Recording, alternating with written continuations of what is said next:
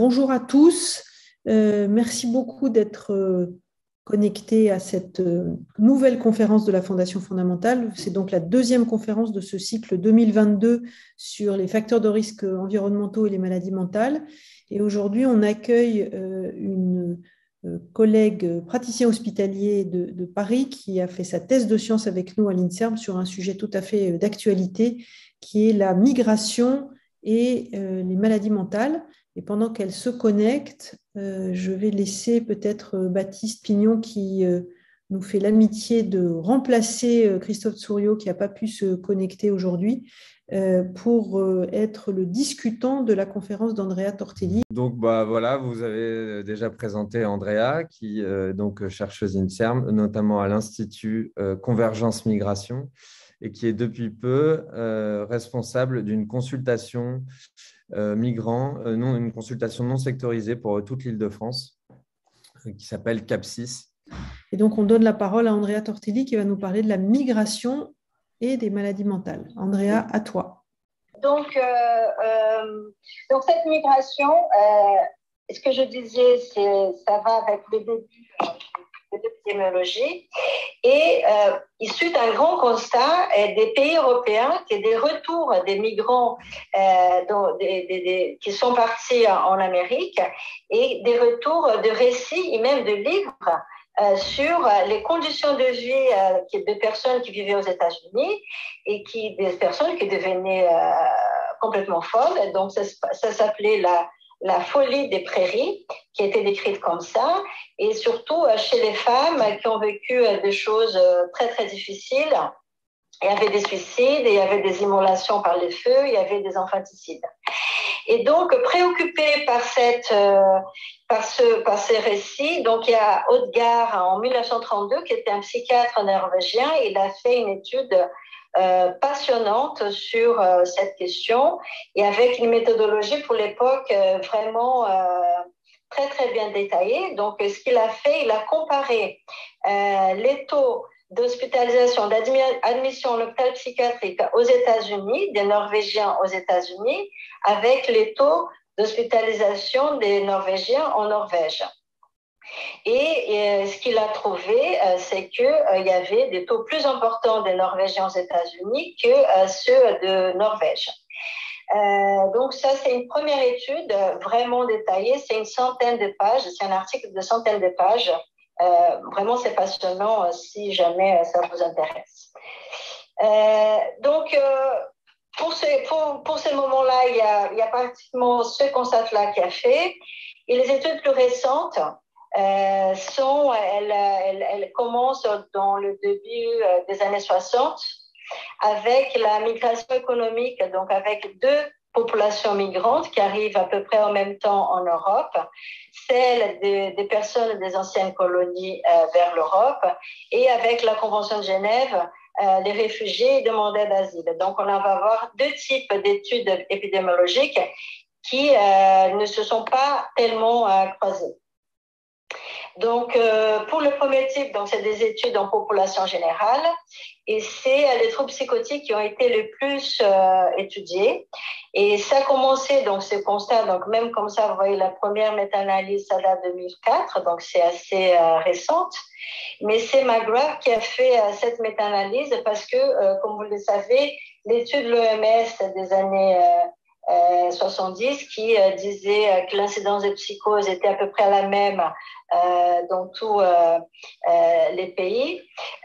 Lui, il a fait une méta-analyse sur donc plusieurs pays, beaucoup d'études, et il dit mais non, si on prend en compte certaines variables, comme par exemple les statuts migratoires, l'urbanisation, l'ethnicité, on trouve des différences d'incidence de psychose. Donc en première et deuxième génération. Ce constat donc a été fait aussi chez nous un peu plus tard, mais on a fait le même constat, donc avec un échantillon des patients en premier contact pour psychose à Paris et au Val-de-Marne, et on a trouvé plus que les statuts migratoires, qui étaient quand même déjà, il y avait déjà une différence, mais surtout l'ethnicité qui était plus importante, donc des Africains subsahariens, qui étaient les groupes les plus à risque entre première et deuxième génération. En ce qui concerne la prévalence, pareil, donc il y a cette méta-analyse de Staral avec beaucoup d'études et qui montre une prévalence plus importante en fonction du statut migratoire. Et France, AMAD, avec des données de l'OMS, pareil, sur 3 générations et aussi des différences de taux en fonction de l'ethnicité. En ce qui concerne les troubles de l'humeur, il y a moins d'études, mais il y en a quand même. Donc, il y a une méta-analyse des troubles de l'humeur non spécifiques de 2018 qui montre des taux augmentés chez les migrants par rapport aux natifs. Et en France, l'étude de la dépression qui a été faite par notre collègue Baptiste Pignon et qui montre aussi un odds plus important chez les migrants que chez les natifs.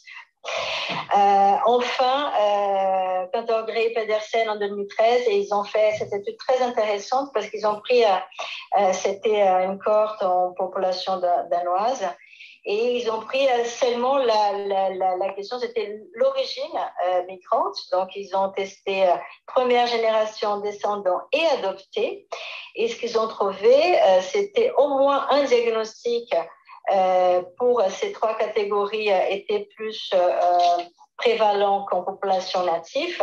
Et parmi les adoptés, à peu près tous les diagnostics les plus importants étaient présents et plus prévalents chez cette population. Pour les demandeurs d'asile, c'est plus compliqué. C'est plus compliqué pourquoi? Parce que déjà, il y a plusieurs vagues, il y a des groupes différents, il y a des contextes de départ différents, il y a des contextes d'arrivée différents et aussi la question de la temporalité, à quel moment on fait les études de prévalence chez cette population, c'est quand ils arrivent, ça va être pareil 5 ans après. En tout cas, ce qui montre, donc là je vous montre 2 grandes méta-analyses, mais par exemple celle de Fazel de 2005, c'était surtout sur une population qui venait d'Asie, qui montre quand même des taux de troubles psychiatriques plus prévalents qu'en population migrante, et celle de Blackmore plus récente qui a un peu plus, les groupes différenciés, les pays d'origine sont un peu plus différents un peu de partout et qui montrent aussi des taux très, très importants. En tout cas, voilà, il y a un constat plus important, très important aussi chez les demandeurs d'asile et réfugiés. Il y a une étude que je n'ai pas citée là, mais qui est intéressante, c'est une étude suédoise qui compare le risque des troubles psychiatriques entre des migrants réfugiés, des migrants économiques et des natifs, et donc il y a un risque décroissant. Et donc le demandeur d'asile sont les plus à risque de troubles psychiatriques. Ensuite, est-ce qu'il s'agit d'une question transgénérationnelle? Là, on vous a montré quand même un risque augmenté à travers des générations. Là, ce que je voudrais quand même attirer l'attention, qui est pour une population qui est beaucoup moins étudiée, c'est les enfants, mais pour lesquels il y a un risque, il y a une inquiétude quand même, parce que c'est pas seulement la santé mentale, les études montrent un impact sur la santé globale de ces enfants, donc soit qu'ils soient en 2e génération, et soit, bon, c'est pas tellement transgénérationnel sur le fait d'avoir le même contexte, mais on étudie beaucoup maintenant les enfants abandonnés, c'est-à-dire soit, donc en Chine par exemple, la migration interne en Chine, où les parents partent dans les grandes villes et laissent les enfants. Donc il y a des constats, bon, voilà, de mauvaise santé, malnutrition, mais aussi abus sexuels, d'addiction plus importants. Là, je vous mets une photo assez triste et inquiétante. On ne sait pas trop ce qu'ils vont devenir des enfants Daesh, par exemple. Mais je pense qu'il y a matière à s'inquiéter pour eux. Et enfin, en France, il y a cette étude en femmes, ce qui est très importante, c'était une étude qui était faite avec des données de 2009, non 13, pardon, et qui parmi des femmes et des enfants vivant dans des centres d'hébergement. Donc, il s'agissait d'une population très précaire. Donc, en général, c'était des femmes seules avec des enfants venus de l'Afrique subsaharienne et pour la plupart en situation irrégulière et qui a montré des taux de dépression et PTSD, donc avec un parcours migratoire déjà très difficile. Et chez les enfants, des troubles du comportement, symptômes dépressifs anxieux et voire de PTSD. C'est assez touchant, par exemple, parfois le mal-être chez les enfants quand ils ont été questionnés. Un des facteurs associés, c'était le fait de vivre dans un centre d'hébergement et de se sentir discriminé à l'école. Alors, quelles seraient ces hypothèses explicatives? Donc, on part d'hypothèses actuelles du modèle étiologique de troubles psychiatriques où il y a une interaction gène-environnement, c'est-à-dire il y a un capital génétique qui va s'exprimer ou pas en fonction aussi des interactions avec l'environnement biopsychosocial tout au long de la vie. Comment on peut transposer ça chez les populations migrantes? Donc, c'est vrai qu'au début de la première étude, donc on revient sur l'étude d'Odgar, qui, quand il a fait son étude, il a conclu en fait le poids génétique. Donc, il a parlé d'une immigration sélective, comme si tous les patients psychotiques étaient migrés de Norvège aux États-Unis. Voilà, c'est une conclusion qu'il faut prendre dans le contexte de l'étude et de l'époque aussi de migration, parce que c'est vrai qu'il y a plusieurs pays qui n'ont pas hésité à envoyer les indésirables aux États-Unis, donc soit des personnes qui avaient commis des crimes, mais ceux aussi qui étaient incapables, qui n'étaient pas capables de travailler. Donc, il y a eu des récits comme ça. Mais surtout, c'est que Odgar, il a travaillé avec une hypothèse de l'époque qui c'était des psychoses endogènes versus psychoses exogènes. Sauf qu'à l'époque, psychose exogène, c'était expliqué comme l'environnement, mais finalement, c'était les psychoses créées, qui est développées, associées à alcool, syphilis ou des maladies chroniques. Donc, c'était le poids génétique versus d'autres maladies qui auraient pu se manifester dans cette population après la migration. Donc, cette hypothèse, elle était vraiment largement partagée sur le plan politique surtout. Donc là, on voit en noir et blanc une photo à Ellis Island.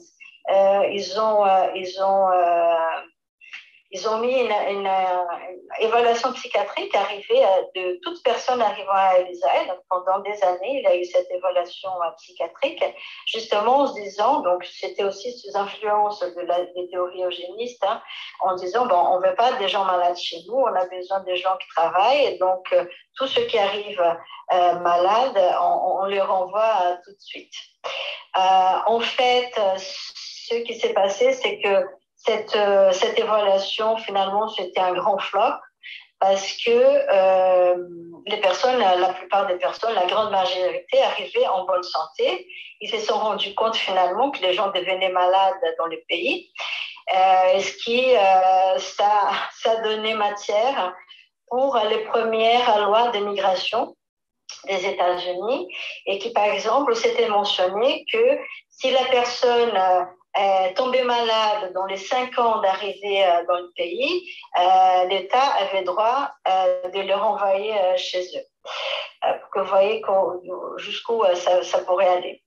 Finalement, les études montrent, les études actuelles, et ça c'est un article de Selten de 2002, montre clairement que sur les plans épidémiologiques, ça passe pas cette migration sélective. Déjà parce que il y a des descendants, il y a la variation du risque en fonction du pays. Par exemple, les Maghrébins aux Pays-Bas, ils ont un risque important de développer des psychoses, sauf que notre étude ici en France, on n'a pas trouvé un risque plus important dans ces groupes. Donc, il y a une variation du groupe en fonction du pays d'accueil et des groupes ethniques. Alors, ce qui nous semble le plus probable et acceptable, c'est les modèles socio-développementaux décrits pour la première fois par Craig Morgan en 2009 et qui propose donc que l'expérience migratoire, en fait, elle va augmenter exposition à des facteurs de risque psychosociaux de troubles psychiatriques avant et après la migration et cette exposition ce qu'on connaissait déjà par rapport aux réfugiés, on savait qu'il y avait cette association, mais aussi le poids de conditions de vie dans les pays d'accueil, comme par exemple la précarité, le racisme, l'acculturation et l'isolement. Et tout ça aussi conforté par la description d'une mission de l'effet de migrants en bonne santé, c'est-à-dire qu'il y avait un constat que les migrants, quand ils arrivent, ils ont meilleure santé que les natifs, tout simplement, probablement parce que pour émigrer, on parle là des migrants économiques, pour émigrer, il faut être en bonne santé et qu'au fur et à mesure du séjour dans les pays d'accueil, leur santé générale baissée, il pourrait même être pire que celle des natifs. Enfin, les facteurs biologiques, très peu étudiés en population migrante, je ne sais pas trop quoi vous dire. Moi, je n'en connais pas d'études qui a vraiment exploré cette question par statut migratoire. Les prochains diapos. Donc, alors, sur les plans biologiques, comment on pourrait expliquer ce que c'est un risque psychosocial? Donc, on pourrait dire tout simplement, c'est des risques, c'est des facteurs stressants. Donc, c'est un facteur commun pour tous ces risques-là. Donc, c'est le stress généré par certaines situations. Et on a de plus en plus d'études qui montrent en effet une association avec le fonctionnement de l'axe hypothalamo-hypophyso-surrénalien et des troubles psychiatriques, des troubles anxio-dépressifs, psychoses et surtout plus étudiés les troubles post-traumatiques. Et ce qui est intéressant, c'est que ce risque-là, la question du stress, donc le stress, il va moduler ce risque, mais il est aussi, le risque va varier en fonction de l'intensité du stress, s'il s'agit d'un stress aigu ou c'est un stress chronique, et aussi la quantité de stress subi pendant la vie de la personne. Alors, quels sont les enjeux actuels? Voilà, c'est la nouvelle vague. Donc, on l'a parlé de la première des États-Unis vers l'Europe, la deuxième de l'Europe des anciennes colonies vers l'Europe, et cette nouvelle vague, donc 70 millions de personnes déplacées, 25 millions de réfugiés dans le monde, en Europe très peu. Et des personnes qui viennent surtout pour des conflits en Asie centrale et en Afrique. Donc, qu'est-ce qu'on peut inférer? C'est vraiment qu'il s'agit très, très probablement, et ça c'est la clinique qui nous montre aussi, que c'est des personnes extrêmement exposées. Donc là, si on parle de cumul d'exposition, c'est les plus. C'est ceux qui vont cumuler des facteurs avant et après la migration. Et donc, dans les pays d'origine, tout type de violence. Les politiques migratoires, une fois arrivées en Europe, les politiques migratoires avec une errance, une précarité administrative et beaucoup de violence. Des personnes qui viennent surtout isolées, hein, c'est plus des personnes isolées que des familles. La question de la l'acculturation devient un facteur majeur parce que, comme les autres migrations, celle économique qu'on connaissait bien, c'était des gens qui parlaient normalement la langue du pays. Là, c'est des personnes qui ne parlent surtout pas la langue, qui parlent leur langue, qui n'est pas très connue en Europe. Et des questions somatiques versus symptômes psychiatriques.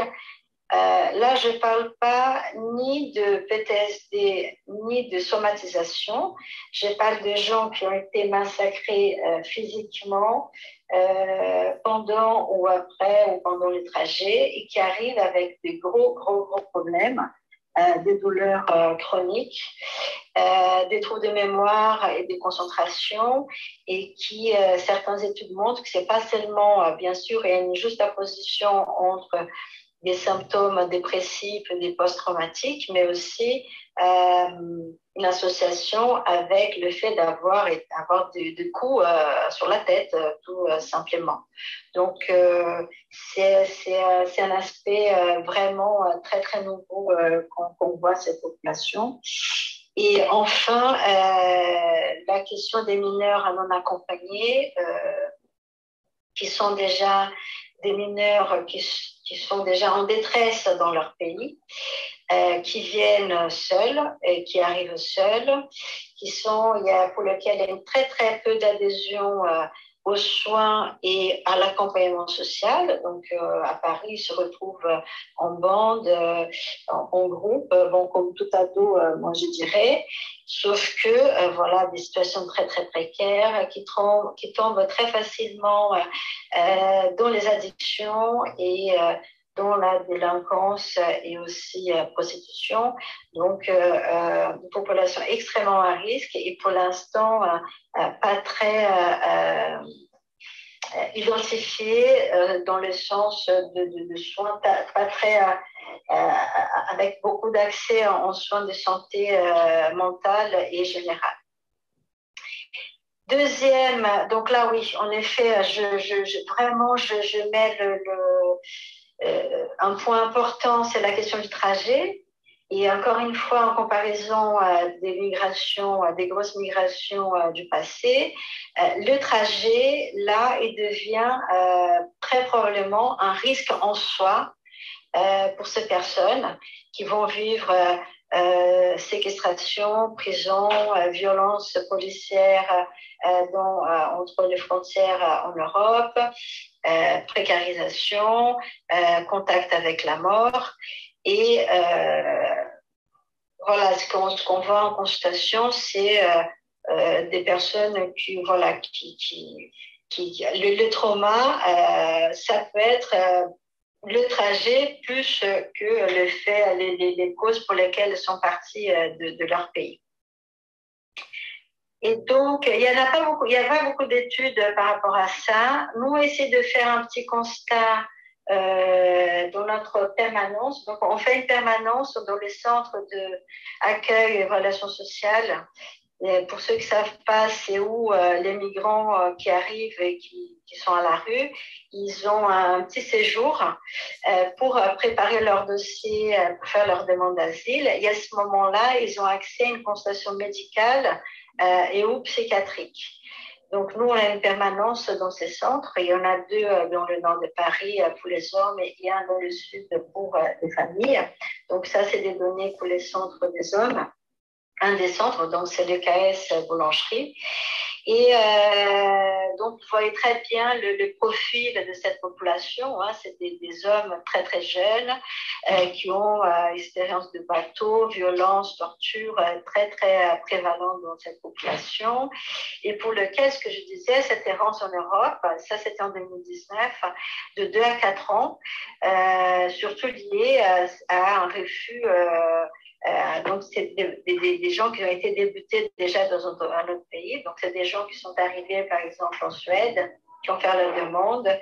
Et le temps de la procédure, ils ont une vie, ils ont parlé. Donc, il y a des gens qui parlent suédois aujourd'hui et qui, du jour au lendemain, il faut qu'ils quittent le pays. Et donc, ils vont essayer d'autres pays, en sachant que la France n'est jamais le premier pays, c'est jamais l'objectif premier de cette population.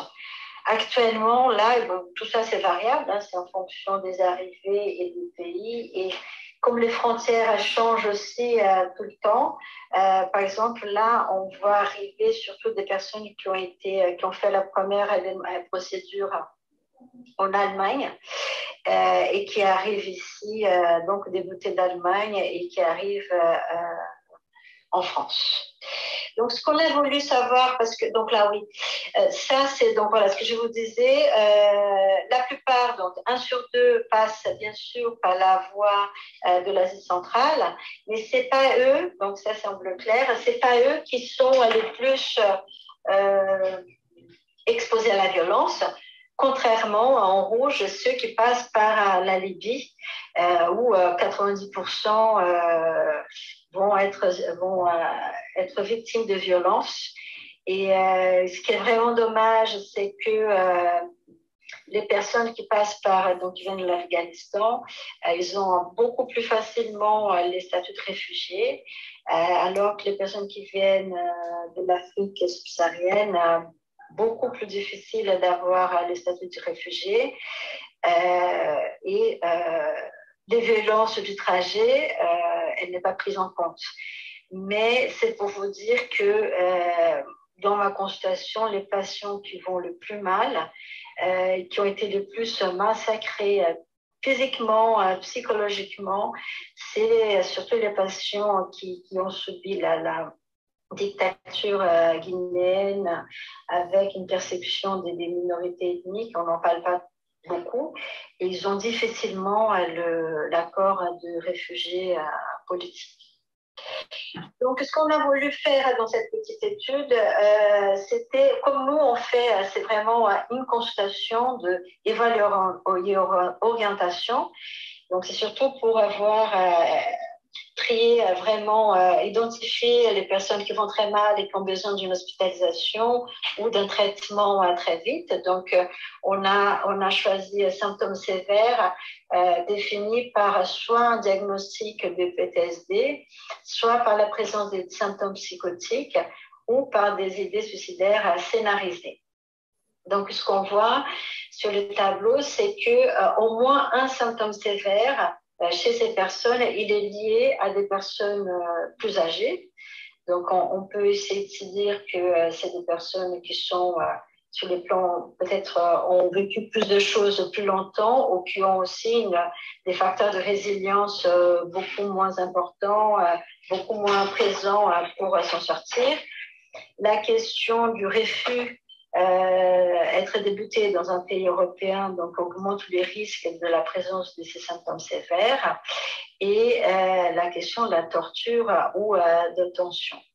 En jaune, ce qu'on a voulu faire, parce que c'est aussi ça sortit de notre pratique, on voyait très bien que les personnes qui étaient en lien soit avec leur famille, mais aussi avec des gens ici à Paris qui connaissaient des compatriotes, etc., il y avait un risque moins important des symptômes sévères. Alors, bon, on ne sait pas si c'est la cause ou la conséquence, mais vraiment, c'est un facteur à explorer. La deuxième population qui est un enjeu important actuel, donc il ne s'agit pas seulement des migrants, des nouveaux arrivants, comme on l'appelle, mais c'est une situation qui est croissante depuis des décennies et qu'on n'a pas vu arriver tellement, donc en Europe et en France, et qui est en pleine conséquence des politiques migratoires restrictives. C'est une fabrique de personnes, des SDF, des personnes sans droit, situation administrative irrégulière. Donc, par exemple, en France, en 2012, donc avant la nouvelle vague, il y avait 400 000 à peu près sans-papiers surtout en région Île-de-France. Et déjà, à la même époque, 60% des SDF, c'était déjà des personnes nées à l'étranger. Tout en sachant que ça ne va pas s'améliorer parce que le taux d'accord de statut de réfugié reste autour de 30-35% depuis la Convention de Genève. C'est-à-dire, malgré les différentes vagues et le nombre de personnes qui arrivent, finalement, il n'y a qu'une personne sur 3 qui va avoir un statut de réfugié à la fin. Donc, tous les jours, tous les ans, on crée 7 personnes sur 10 qui vont perdre leurs droits, qui vont se retrouver dans l'irrégularité et qui vont vivre ce stress en permanence. Ces données sont confirmées par l'étude Samantha. Pour ceux qui ne connaissent pas, c'est une étude faite en 2009 sur la santé mentale des personnes sans abri en Île-de-France.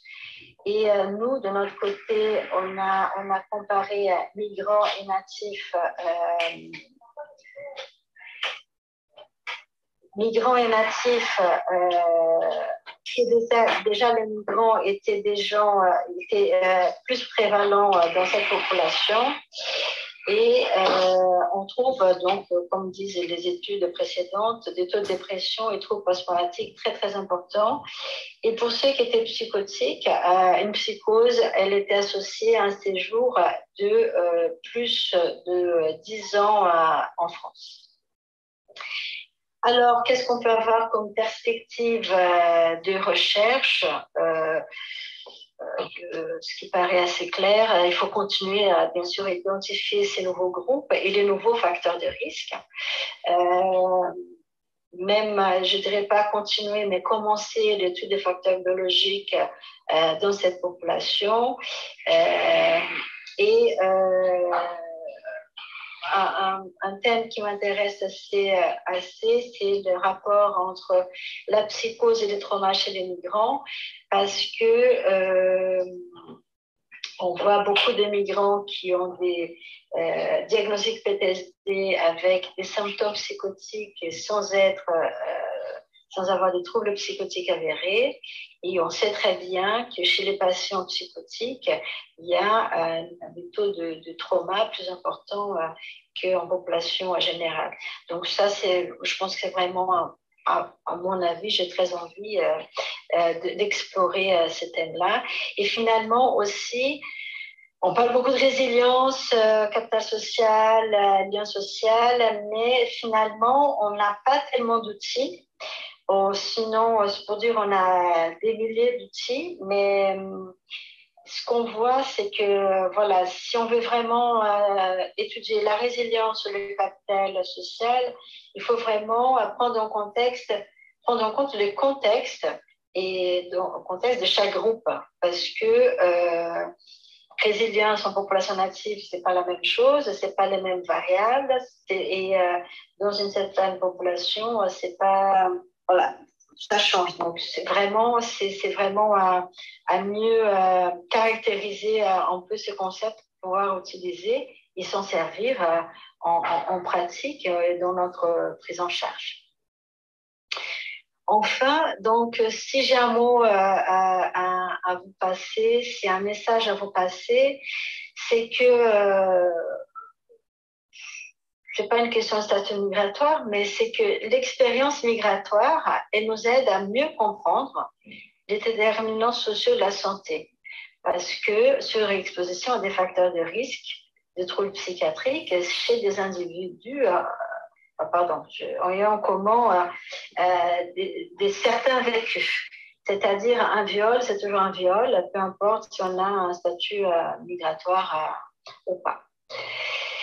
Voilà, je vous remercie. J'attends les réponses, les questions pour vous donner des réponses, si y en a. Merci beaucoup, Andrea, pour cette présentation très claire. Merci notamment de nous avoir présenté les données de ton centre de consultation sur les symptômes sévères, ces données originales. Il y avait déjà une question avant que la conférence ne commence sur le CAPSIS, sur ton centre de consultation. Peut-être que tu veux en parler un petit peu et le présenter. Oui, en effet, donc on a eu des fonds il y a un an de l'ARS, donc justement basés sur notre expérience, parce que nous, c'est pôle précarité, donc on est des équipes mobiles, donc on est en première ligne pour cette population précarité, et on voyait très bien que c'était très difficile la prise en charge, la sectorisation de cette population, parce que c'est une population très mouvante, qui a des besoins spécifiques comme l'interprétariat, et aussi les questions juridiques et administratives, c'est vraiment des questions très pointues. Et ce qu'on s'était dit, c'est que il faut vraiment une prise en charge globale pour cette population. Donc, sans étiquette psychotrauma transculturel, nous, ce qui nous intéresse, c'est diminuer le stress, donc le taux de stress dans cette population en agissant où il faut. S'il faut, si c'est social, si c'est somatique, voilà, il faut être très réactif et il faut agir surtout à l'effront. Donc, c'est une consultation qui est en amont de la sectorisation. Nous sommes en deuxième ligne, donc normalement, il faut un adressage par EMPP au service d'urgence où tout est préévaluation par des soignants psychologues. Le but, c'est vraiment n'est pas nous adresser des personnes qui ont besoin d'une prise en charge de secteur plus importante, par exemple des patients psychotiques, ou sinon une prise en charge pour les troubles d'addiction pour lesquels on n'est pas fait pour. Donc, le principe, c'est vraiment, on n'a pas de durée de suivi. Le principe, c'est de rester donc une référence stable pour des personnes qui ont des conditions de vie instables, et en se disant que la prise en charge du stress, donc on a des psychologues, par exemple, dans les centres qui font du TCC, EMDR, vraiment gestion du stress, et qui probablement, si on gère dans cette première phase, peut-être que les troubles vont pas s'aggraver et qu'il n'aura pas besoin d'une prise en charge à long terme au CNP. Un mot, maintenant, par exemple, tous les patients adressés au CPOA pour ces symptômes-là, ils sont plus sectorisés, ils sont adressés à nous. Voilà. D'accord. Quand il s'agit de consultation, quand il s'agit d'hospitalisation, voilà. On garde l'ancien. Ouais. Ok. Merci pour ces précisions. On a une question du docteur Agnès Pelletier du Centre expert bipolaire de Créteil sur le taux assez bas de troubles de stress post-traumatique dans l'étude Samantha. Il n'est pas bas parce qu'il est 6 fois plus que les natifs. D'accord. Voilà, et moi je dirais le contraire, je dirais que c'est une population 2009. 2009, quand j'ai fait ma thèse, c'était la population, ce que je disais, les populations compensées que économiques, etc. Et finalement, on a quand même une population, quand on voit les variables, une personne, un migrant sur deux, il a, à cette époque-là, donc déjà en 2009, c'était des migrants qui avaient vécu dans des zones de guerre. Voilà ce qui était, je pense, pas assez pris en compte dans le discours sur les facteurs dans les pays d'accueil. Et je pense que, je ne sais pas si c'est bas ou pas, sincèrement, ouais. Mais je pense qu'il n'y a pas assez d'études non plus. D'accord. Comme précision, c'était les diagnostics qui étaient faits par le MINIA. Ouais. D'accord. Ok. Moi, j'avais une question sur le sujet, si j'ai le temps, Marion. Vous m'arrêtez de toute façon. Qui enchaîne un petit peu sur la question précédente. Dans ces études sur les migrants, historiquement, une grande critique a été faite, c'est à propos d'un certain biais diagnostique un biais culturel notamment. Est-ce qu'il y a des recherches récentes sur le sujet? Est-ce que notamment la question du biais diagnostic en faveur de troubles psychotiques alors qu'on aurait pu diagnostiquer un trouble de l'humeur est posée plus récemment dans des études récentes?